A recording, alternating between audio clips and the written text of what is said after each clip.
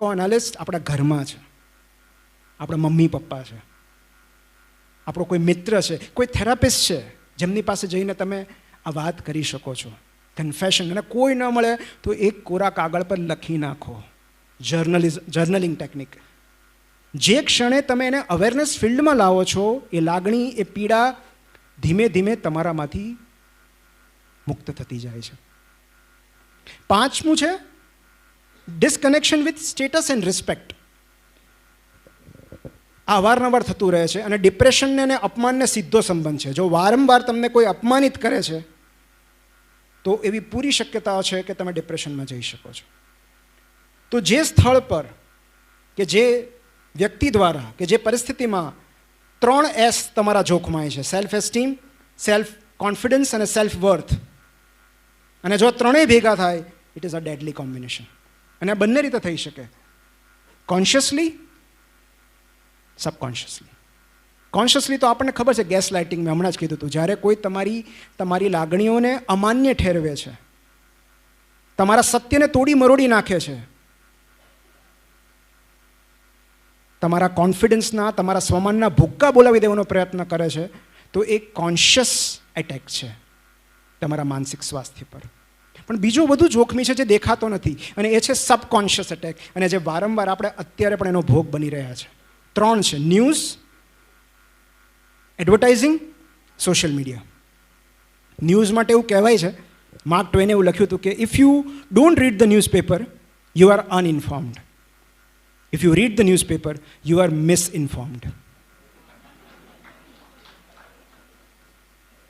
તો તમે જે સમાચારો આપણે જોઈએ છે, ડરાવી દે. કાં આપણને એવું થાય છે કે સતત કોઈ સંકટ તોળાઈ રહ્યું છે, કાં ધાર્મિક સંકટ છે, કાં રાષ્ટ્રીય સંકટ છે, કાં આર્થિક સંકટ છે. આ સતત આપણને આવું જ બતાવવામાં આવી રહ્યું છે, કારણ કે આ સોશિયલ મીડિયા જેવું જ છે. આ વાસ્તવિકતાનો એક નાનો એવો અંશ છે જે એ લોકો આપણને બતાવવા માગે છે. બીજું છે એડવર્ટાઇઝિંગ, અને આ તો બહુ ભયંકર છે કે this market is designed to depress અસ.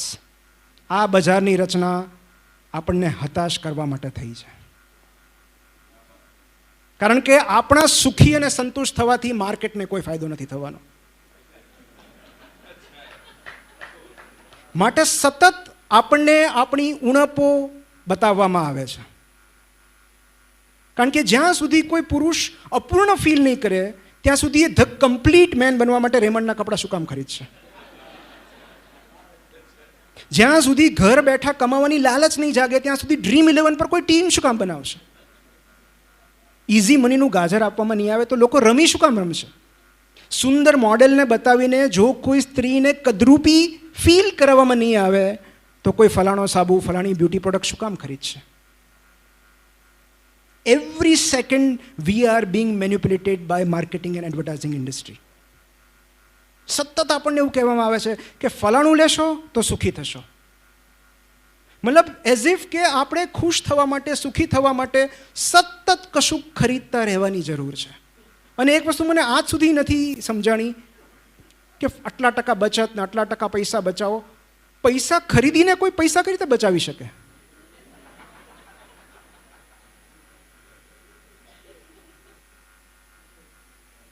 સો આપણને એવા એટ્રેક્ટિવ બોડી બતાવવામાં આવે છે. અને લંડનમાં તો એક એડવર્ટાઇઝમેન્ટ બેન થઈ ગઈ. ત્યાંના લોકો એટલા સજાગ છે કે રેલવે સ્ટેશન પર એક ત્યાં જે પહેલાં ટ્રેમ હોય એમાં એક બહુ જ સ્વરૂપવાન અને એકદમ સ્લીમ એન્ડ ટ્રીમ 0 ફિગરવાળી છોકરીનો ફોટો હતો, અને એમાં લખ્યું હતું કે are your body ready for beach something. અને એ એવું શરીર હતું જે આપણે મોટેભાગના એડવર્ટાઇઝ હોર્ડિંગમાં જોઈએ છે. તમે કોઈ પણ સર્કલ પર ઊભા રહો, મોટે ભાગે એ લોકો, આ કેટલી કમનસીબી છે કે મોટે ભાગે એ લોકો પ્રોડક્ટ વેચવા માટે સ્ત્રીનો ઉપયોગ કરે છે. આપણને એવું ફિઝિક બતાવવામાં આવે છે જે 99% લોકોનું નથી. મતલબ લુક એટ ધીસ. આ શરીરને સેક્સી લાગવા સિવાય પણ બીજા અસંખ્ય કામો છે.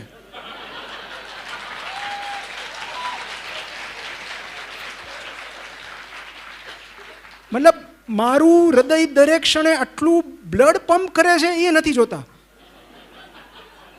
સિક્સ પેક્સ નથી દેખાય છે.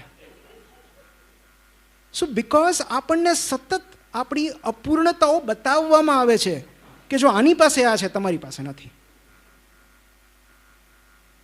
હોર્ડિંગ્સ જોવાનું આઈ થિંક આપણે બંધ કરી દેવું જોઈએ.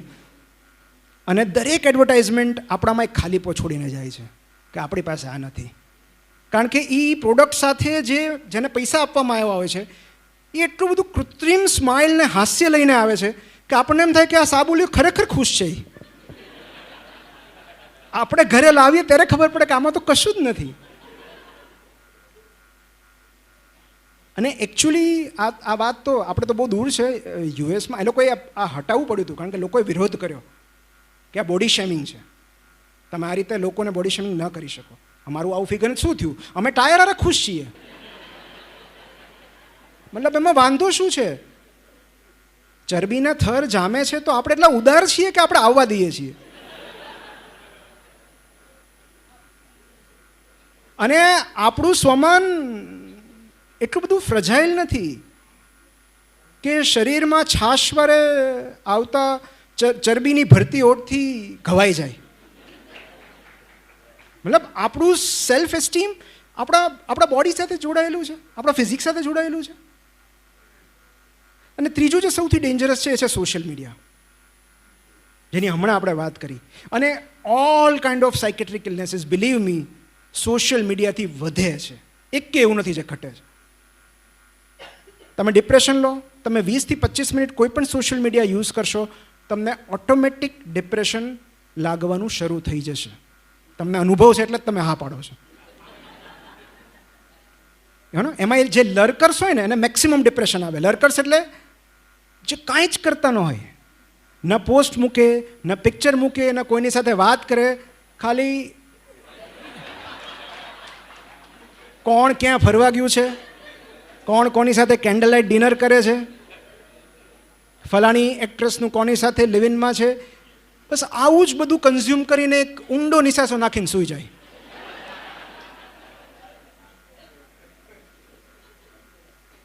અને 90% સોશિયલ મીડિયા યુઝર્સ લર્કર્સ છે.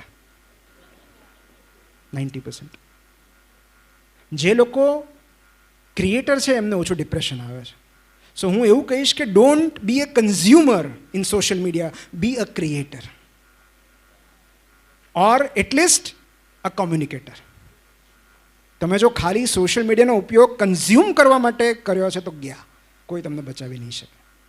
અને એનું એકમાત્ર કારણ છે કમ્પેરિઝન. પહેલાંના સમયમાં આપણી સરખામણી ખાલી કાકા મામાના દીકરાને થતી, બહુ તો પાડોશમાં જે હોય. હવે તો જેને આપણે ઓળખતા નથી, જામનગર, સુરત, રાજકોટમાં રહેલો કોઈક, એને જોઈને આપણે નિસાસા નાખીએ છીએ. સાચી વાત સાઈરામભાઈ? જે ક્ષણે તમે સોશિયલ મીડિયામાં લોગિન કરો છો, unknowingly you are landing in the zone of comparison. સાવ જાણતા જ તમે સરખામણી કરવા માંડો છો. અને તમારું બોડી સારું હોય તો પછી લાઇક્સની સરખામણી, એને કાંઈ છે નહીં તોય કેટલા 1000 લાઇક મળે છે. સો ડિપ્રેશન. બીજું એન્ઝાઇટી. બ્લુ ટિક થઈ ગયા પછી 5 મિનિટમાં જવાબ ન આવે. એક સમયમાં આપણે પોસ્ટકાર્ડની 7-7 દિવસ રાહ જોતા. SMS હતા ત્યારે ઓલી નોકિયામાં ઓલી લાઇટ લબુક જબુક થાય ને, એની માટે 2-2 કલાક બેસતા. અને હવે બ્લુ ટિક થઈ ગઈને જવાબ નથી આવવામાં કેટલાક લોકો દિલ તોડીને બેસી જાય છે. એન્ઝાઇટી કે તરત રિસ્પોન્સ કેમ ના આવ્યો. એડિક્શન, સતત ઓલા ડાયપરની જેમ સતત ચેક કરતા રહેવું પડે, કાંઈ છે નહીં ને.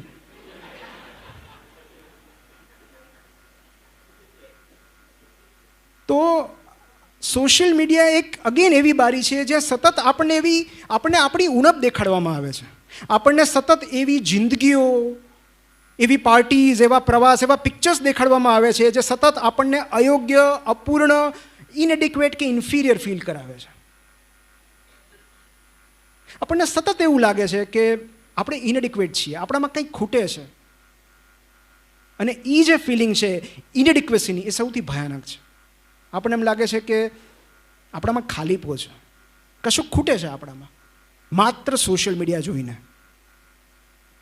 તો આ unconscious disconnection with status and respect છે. આપણને સતત આપણું સ્વમાન ઘવાતું હોય એવું લાગે છે. કોઈ કરતું નથી, માત્ર આ સ્ટ્રેટેજી છે, અલ્ગોરિધમ છે.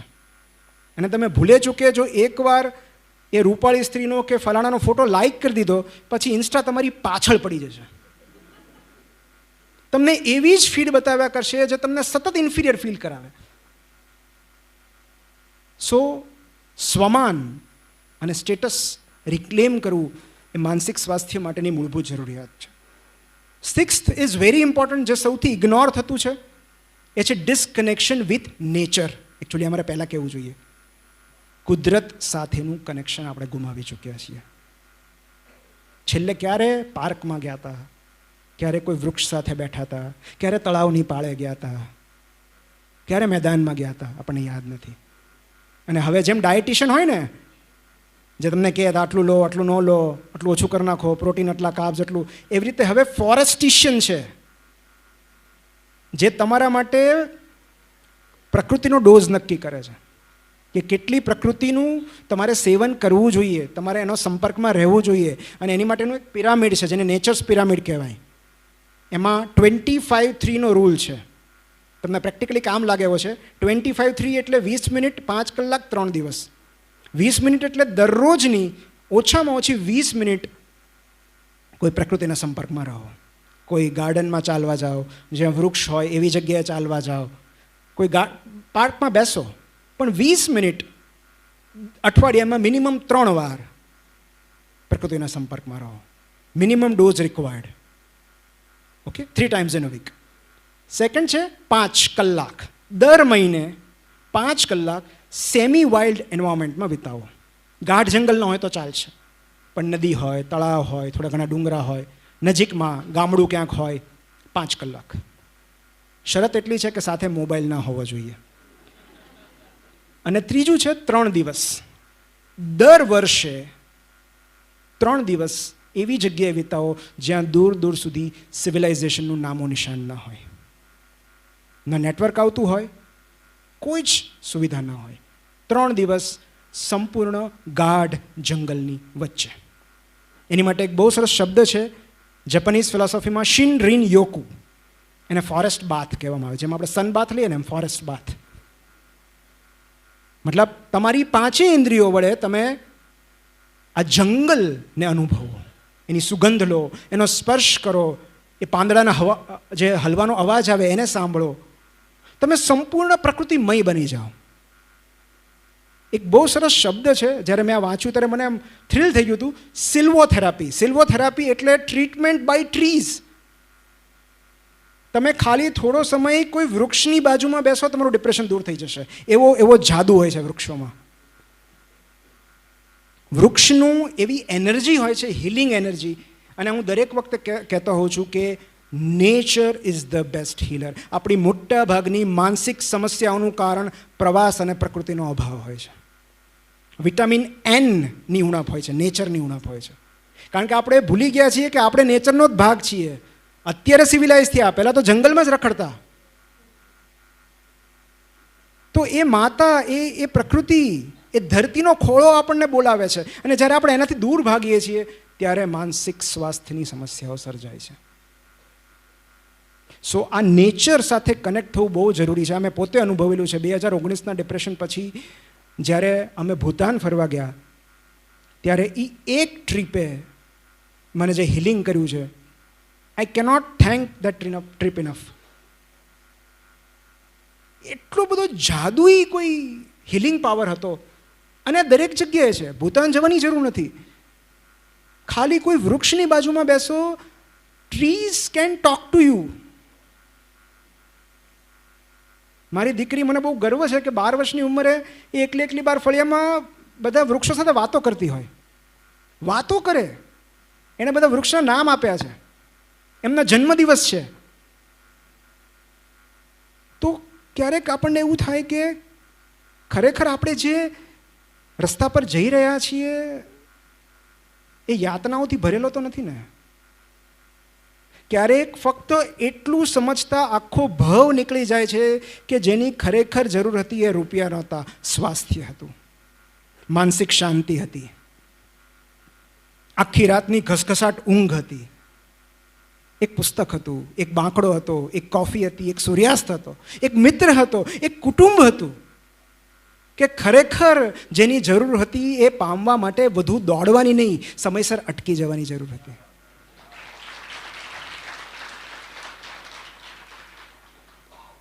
આપણે કુદરતથી દૂર થતા જઈએ છીએ અને આપણે એવું કઈ રીતે અપેક્ષા રાખી શકીએ કે આપણે માનસિક રીતે સ્વસ્થ હોઈએ?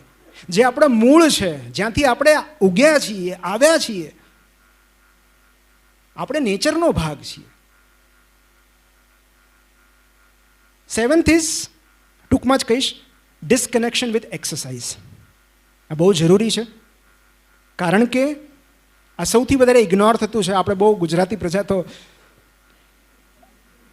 પણ બોસ્ટન યુનિવર્સિટીના સાયકોલોજીના પ્રોફેસર છે માઇકલ ઓટો, અને માઇકલ ઓટોના મત પ્રમાણે ઉદાસી અનુભવાય ત્યારે કસરત ન કરવી, એટલે ચેસ્ટ પેન થાય ત્યારે